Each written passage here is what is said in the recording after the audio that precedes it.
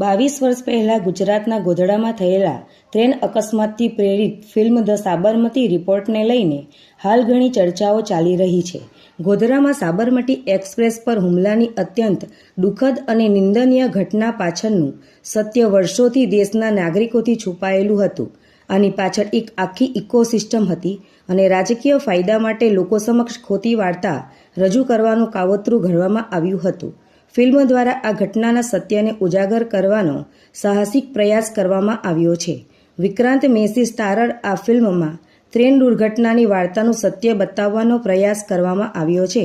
જેને દર્શકો અને ઘણા રાજકારણીઓ દ્વારા પસંદ કરવામાં આવી રહ્યો છે.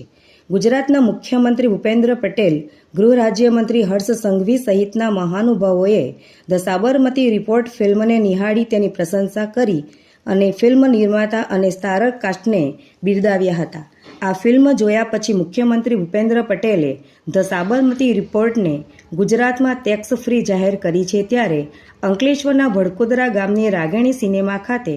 અંકલેશ્વરના ધારાસભ્ય ઈશ્વરસિંહ પટેલ સહિત જિલ્લા અને તાલુકા પંચાયતના સભ્યો તેમજ ભાજપના હોદ્દેદારો અને કાર્યકરોએ ધ સાબરમતી રિપોર્ટ ફિલ્મને નિહાળી હતી અને ફિલ્મના નિર્માતા અને કલાકારોની પ્રશંસા કરવામાં આવી હતી.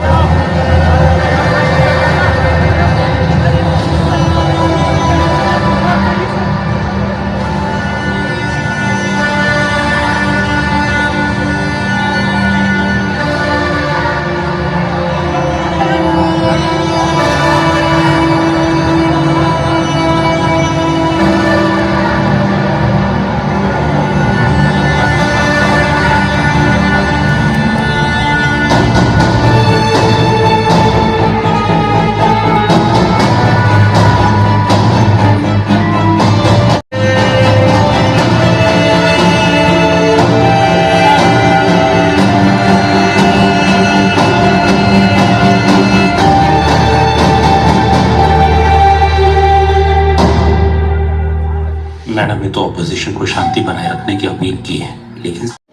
The Sabarmati report A film Ankleshwar વિધાનસભાના કાર્યકર્તાઓ ચૂંટાયેલા અને સંગઠન સૌ લોકો આજે અહીંયા ભેગા મળીને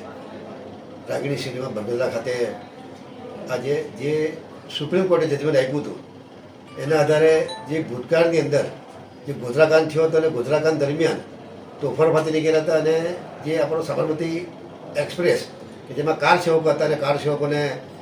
ડબ્બો સળગાવીને જેમને હત્યા કરવામાં આવી હતી અને એ જે તપાસ જે ભૂતકાળમાં ચાલતી હતી એ ભૂતકાળ એ જે તપાસ એ ખોટા રસ્તે ચાલતી હતી, અત્યારે જે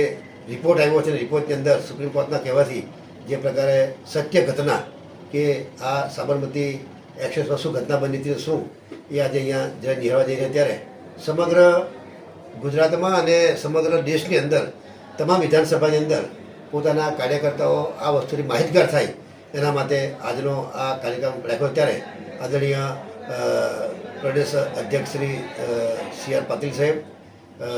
રાજ્યના મુખ્યમંત્રી શ્રી ભૂપેન્દ્રભાઈ પટેલ સાહેબ અને તમામ એમની આખી ટીમ ચૂંટાયેલા અને